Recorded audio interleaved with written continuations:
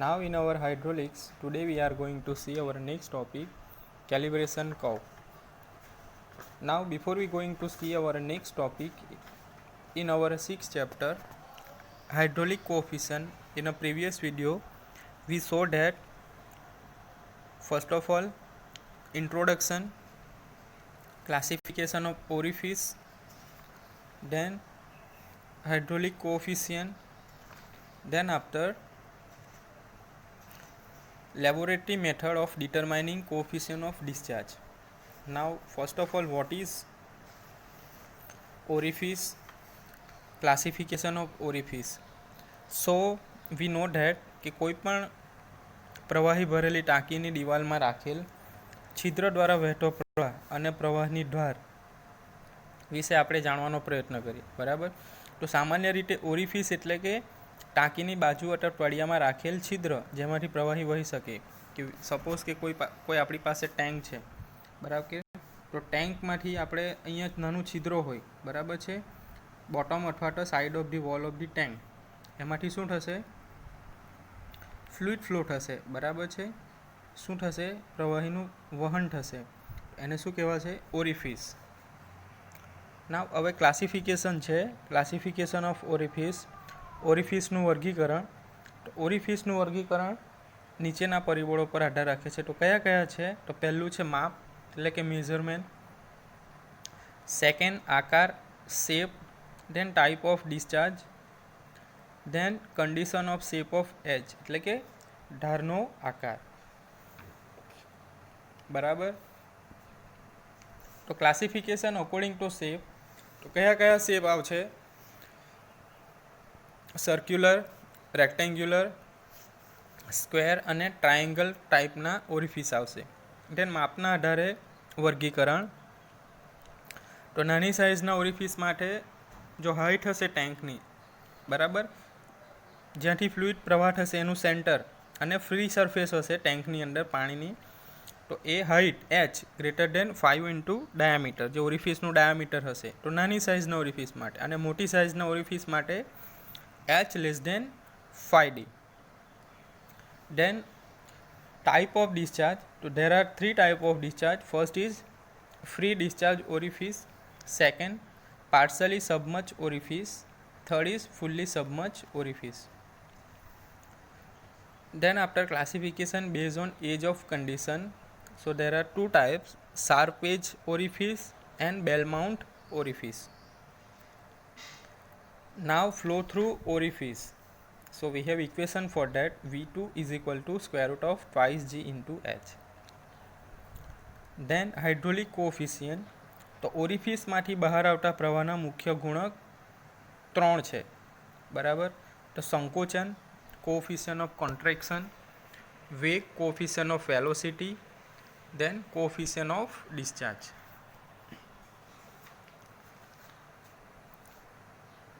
Then after we saw પ્રેક્ષક પથની રીત એટલે કે trajectory method.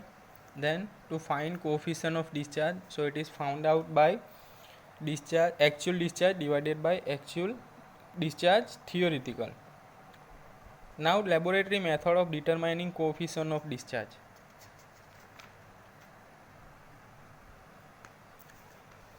Then calibration curve. Next is calibration curve. તો અગાઉ આપણે જોઈ ગયા મુજબ કે પાઇપમાંથી વહેતા પ્રવાહના દરને આપણે શાનાથી મેઝર કરી શકીએ? વેન્ચુરી મીટર, ઓરિફિસ મીટર અથવા તો બેન મીટરથી આપણે માપી શકાય. કોઈપણ પ્રકારનું ઉપકરણ પૂરું પાડનાર દ્વારા જે તે સાધન માટે શું દોરવામાં આવે છે? Calibration curve. સાધન પૂરું પાડતી વખતે આપવામાં આવે છે જે સામાન્ય રીતે ક્યુ અને એચ વચ્ચેનો સંબંધ હોય છે, બરાબર. ડિસ્ચાર્જ અને વોટર જે ફોલ થાય છે એનું સેન્ટર અને ટેન્કની અંદર જે ફ્રી સરફેસ હોય, વોટરની ફ્રી સરફેસ, એ બે વચ્ચેનું ડિસ્ટન્સ એટલે કે એચ, બરાબર. તો એના વચ્ચેનો સંબંધ જાણવો જરૂરી છે, જેમાં એચની કિંમત સામે ક્યુની કિંમત મળી રહે છે, બરાબર છે. જો સાધન બનાવનાર કંપની પાસેથી આવો આલેખ ન મળ્યો હોય તો તે ઉપકરણને તેના સ્થાને ગોઠવ્યા પછી આપણે પણ પ્રયોગશાળામાં બનાવી શકાય. ઉદાહરણ તરીકે જો discharge Q equal to k into h⁻³ હોય તો એવા કેલિબ્રેશન ગ્રાફ માટે આકૃતિમાં દર્શાવવામાં આવેલ છે. બરાબર છે. આકૃતિમાં જોઈ શકો છો. Two method of drawing calibration curve. તો ફર્સ્ટ एक्स एक्सिस पे डिस्चार्ज एंड वाई एक्सिस पे एच. સો આ જ રીતે દરેક ઉપકરણ માટે કેલિબ્રેશન આલેખ દોરી શકાય. તો સામાન્ય રીતે ક્યુ ઇક્વલ ટુ કે h⁻n હોવાથી ક્યુ અને એચનો આલેખ સીધી રેખા એટલે કે સ્ટ્રેટ લાઇનમાં ન હોઈ શકે. આવા સમયે ઇન્ટરપોલેશન એટલે કે એક્સ્ટ્રાપોલેશન કરવાનું અઘરું બને. આથી કે અને એનની કિંમત આપણે શોધવી પડે. તો આપ કે અને એનની કિંમત કઈ રીતે ફાઇન્ડ કરીશું? તો to find out constant K and N, so we know that discharge is equal to K h⁻n માં બંને બાજુએ લોગ લેતા log q equal to log k plus n log h મળે છે. બરાબર છે. બંને બાજુ લોગ લેતા બરાબર કે log q is equal to log k h n. Simplified કરીશું તો શું મળશે? log k plus n log h. હવે log q અને log h વચ્ચેનો આપણે ગ્રાફ આકૃતિમાં દર્શાવ્યો છે. બરાબર છે. log k અને log h જે આપણને શું મળે છે? Straight line. તો ઉપરોક્ત સમીકરણ પરથી કે અને એનનું મૂલ્ય આપણને જાણી શકાય.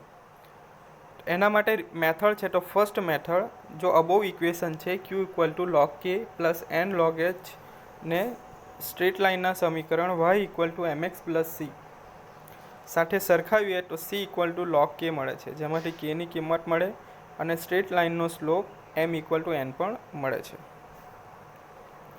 નાવ સેકન્ડ રીત એટલે કે સેકન્ડ મેથડ. તો ઉપરોક્ત સમીકરણ we have log q equal to log k plus n log h માં જ્યારે h ઇક્વલ ટુ 1 હોય તો log h is equal two 1, log 1 equal to 0. બરાબર. આથી log k equal to log k થાય. તો જ્યારે h 1 હોય તો ક્યુની કિંમત પરથી કેનું મૂલ્ય આપણને મળી જશે. તો ઉપરોક્ત ગ્રાફ પરથી કોઈપણ બિંદુ માટે એનની કિંમત પણ મેળવી શકાય. તો કઈ રીતે મળશે? n equal to log q minus log k અપન log h. સામાન્ય રીતે ડિસ્ચાર્જ ક્યુ તેના શીર્ષ પર આધારિત હોય. તો વિવિધ પ્રકારના ઉપકરણ માટે ક્યુ અને એચ વચ્ચેનો સંબંધ અને એનને અંદાજિત કિંમત નીચે દર્શાવ્યા મુજબ ટેબલ પરથી મળી શકે. તો આપણી ઇન્સ્ટ્રુમેન્ટ છે. બરાબર. શીર્ષ એચ વચ્ચેનો સંબંધ અને એનની કિંમત આશરે. બરાબર છે. તો કેટલી મળશે? જો વેન્ચુરી મીટર માટે ક્યુ ઇક્વલ ટુ કે એચ એન લઈશું એટ ધેટ ટાઈમ એનની કિંમત કેટલી આવશે? આશરે 1/2. ઓરિફિસ માટે અલ્સો 1/2. નોઝલ મીટર માટે 1/2.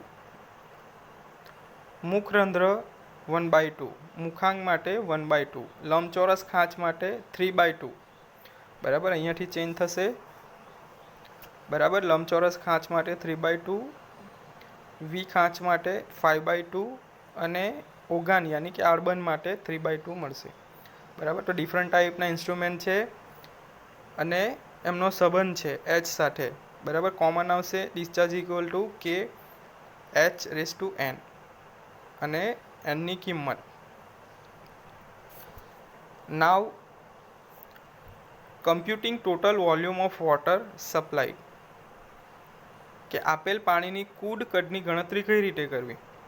તો જ્યારે જળાશયમાંથી નીકળતી નહેરની શાખા, પ્રશાખા, વોટરકોર્સ વગેરેમાંથી આજુબાજુના ખેતરને પાણીની સુવિધા પૂરી પાડવાની હોય અથવા તો કોઈ ઔદ્યોગિક એકમ અથવા તો અન્ય કોઈ પણ ગ્રાહકને જ્યારે પાણી પૂરું પાડવાનું હોય ત્યારે પાણીનું કદ માપીને એકમ દીઠ ચાર્જ પ્રમાણે બિલની રકમ ચૂકવણી માટે કાર્યવાહી કરવી પડે છે. બરાબર. કે કોઈ પણ સપોઝ કે નર્મદા કેનાલ છે, એમાંથી શું થશે? વોટર સપ્લાય થશે. બરાબર. તો એ કેવી રીતના થશે? પહેલાં તો મુખ્ય નહેરની મુખ્ય main canal, then after sub canal. બરાબર. Then after water course. એ રીતે ડિસ્ટ્રીબ્યુટ થશે અને અલગ અલગ એરિયામાં વોટર પહોંચશે. બરાબર. તો વોટર કેટલું જાય છે, એની ક્વોન્ટિટી કેટલી જાય છે, કેટલી પહોંચે છે, એ પ્રમાણે એને બિલની ચૂકવણી કરવી પડે છે, બરાબર, ઔદ્યોગિક, બરાબર, ઇન્ડસ્ટ્રી અથવા તો કોઈ ફાર્મર પાસેથી. આવા સંજોગોમાં પાણીનું કદ માપવાનું અનિવાર્ય બની જાય. જો આ સંજોગોમાં પાણીનો ડિસ્ચાર્જ માપવા માટે venturi meter, orifice meter, nozzle meter અથવા તો વેન્ચુરી ફ્લ્યુમનો ઉપયોગ થાય છે, બરાબર. Different type of instrument use થાય છે મેઝરમેન્ટ માટે. તો first of all venturi meter, orifice meter, nozzle meter અને વેન્ચુરી ફ્લ્યુમનો ઉપયોગ થાય છે. આવા સાધનની મદદથી પાણીનો ડિસ્ચાર્જ વિવિધ સમય અનુસાર મપાય છે અને ત્યારબાદ પછી તેની કટ મેઝર થાય છે, બરાબર. તો different type of time, then distance between time, head, then discharge and average discharge ये कई रीते मेजर थशे. तो first of all time T1, at that time head क्या होगा H1, discharge Q and V. So we have volume V equal to delta T change in time multiply by distance into 3600. It is given in second. Then second is T2. So T2 minus T1, head क्या है H2, discharge Q2. So we have equation for that Q1 plus Q2 by 2 and we have volume is equal to V1. Now third is T3. So difference आएगा T3 minus T2. ठीक है, initially time and final time. ठीक है, શરૂઆતનો જેટલો સમય લાગશે અને એને પહોંચતા કેટલો સમય લાગશે એ બેનું difference. So it is T3 minus T2. Head क्या होगा H3, discharge Q3. So QZ plus Q3 by 2 it is V2. Same T4 and up to Tn. So हमने टोटल वॉल्यूम मिल जाएगा समेसन Vi. नाउ હવે જો પાણીનો એકમ charge કેટલું હશે x રૂપીસ પર ક્યુબિક, બરાબર છે, કે ક્યુબિક મીટર પર એનું ચાર્જ કેટલું લાગે છે x રૂપિયા. સપોઝ 250, 300 અપ ટુ અબોવ કોઈ પણ ચાર્જ લાગશે તો આપણને ક્યુલ ચાર્જ કેવી રીતના મળશે સમેશન V ઇન્ટુ એક્સ, બરાબર છે, કેટલું વોલ્યુમ છે, કેટલું પાણી જશે અને એના પર કેટલા રૂપિયા લાગશે. So it is total charge where summation V equal to કુલ કટ, બરાબર, વોલ્યુમ ઓફ વોટર એન્ડ એકમ દીઠ charge per unit charge. Now next is જો ઓરિફિસ ન ગોઠવ્યું હોય અને સીધું મીટર જ બેસાડેલું હોય તો સીસ નોંધવાની જરૂર નથી, બરાબર છે. ત્યાં પ્રવાહ ક્યુબિક પર સેકન્ડમાં નોંધાય જેને 1000 વડે ગુણવાથી લીટરમાં પાણી પુરવઠાનો જથ્થો મળે છે, કારણ કે 1 cubic metre equal to 1000 litre. 1 cubic metre is equal to 1000 litre consider કરવાનું છે. કે સપોઝ કે એક ખેતરમાં 1 મીટરના હેડથી ઓરિફિસના પ્રકારના આઉટલેટ દ્વારા 12 કલાક માટે પાણી આપવામાં આવ્યું હોય તો આપેલ પાણીનો કુલ જથ્થો શોધવા માટે સૌ પ્રથમ 1 મીટર હેડ માટે સડર આઉટલેટના કેલિબ્રેશન કર્વ પરથી ડિસ્ચાર્જ Q મેળવાય છે. સો ફોર એક્ઝામ્પલ 1 ક્યુબિક છે, કેટલા કલાક માટે આપણે સપ્લાય કરવાનું છે 12 અવર એટલે કે 12 કલાક માટે. 0.1 multiply by 12 multiply by 60 multiply by 60 metre cube. So it is 4320 metre cube.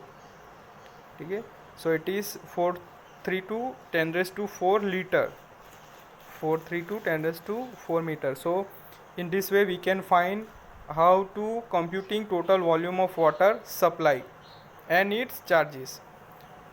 Now next is here some example given. The first example is કે એક ટાંકીની ઊભી બાજુની એક બાજુમાં એક સરખા વ્યાસવાળા બે છિદ્ર 2 મીટરના ઉર્ધ્વ કેન્દ્ર અંતરે આવેલ છે, બરાબર. તો ફર્સ્ટ ઓફ ઓલ एक टैंक हमें दिया गया है, डायमीटर क्या है इट इज़ 2 मीटर. હવે જો ઉપરના છિદ્રના કેન્દ્રથી પાણીની અચળ સપાટી, બરાબર, કોન્સ્ટન્ટ ફ્લો કેટલો હશે 2.0 મીટર. તો છિદ્રમાંથી બહાર આવતા જેટ, બરાબર છે, એકબીજાને ઉર્ધ્વ અંતરે મળતા હોય તો ઉર્ધ્વયામ શોધો, બરાબર છે. ફર્સ્ટ ઓફ ઓલ आप फिगर ड्रॉ करो जो गिवन डेटा है. Then H1 is equal to 2 metre, H2 is equal to 4 metre. Now suppose हमें कन्सिडर करना है कि हवे धारो के जे बने जेट एकबीजाने P बिंदुए मळे छे, मीट एट पॉइंट P. तो तेनो क्षैतिजयाम x अने ऊर्ध्वयाम y, x एक्सिस अने y एक्सिस उपरना छिद्रथी y1 अने नीचेना छिद्रमांथी y2 थाय छे, परंतु बंने छिद्र एक सरखा व्यास, डायामीटर सेम छे. Diameter is given it is 2 metre. तो बंनेनो गुणाक कई रीते मळशे. We know that CV1 equal to CV2. We have formula for that x by square root of 4y1 h1 is equal to x by square root of 4y2 h2. Put all the value x y1 x y2. So simplified it. So 2y1 equal to 4y2. So y1 is equal to 2y2. So y1 plus y2, y1 is equal to y2 plus 2. So y2 की value हमारे पास है it is 2. So y1 is equal to 2 plus 2 it is 4 metre. So in this way we can find ઉદ્વયામ કે એકબીજાને ઉદ્વય અંતરે મળેલા હોય તો ઉદ્વયામ કઈ રીતે મળે છે, બરાબર છે. તો very most important topic. So it is calibration curve, how it draw. ठीक है. सो याद रखो.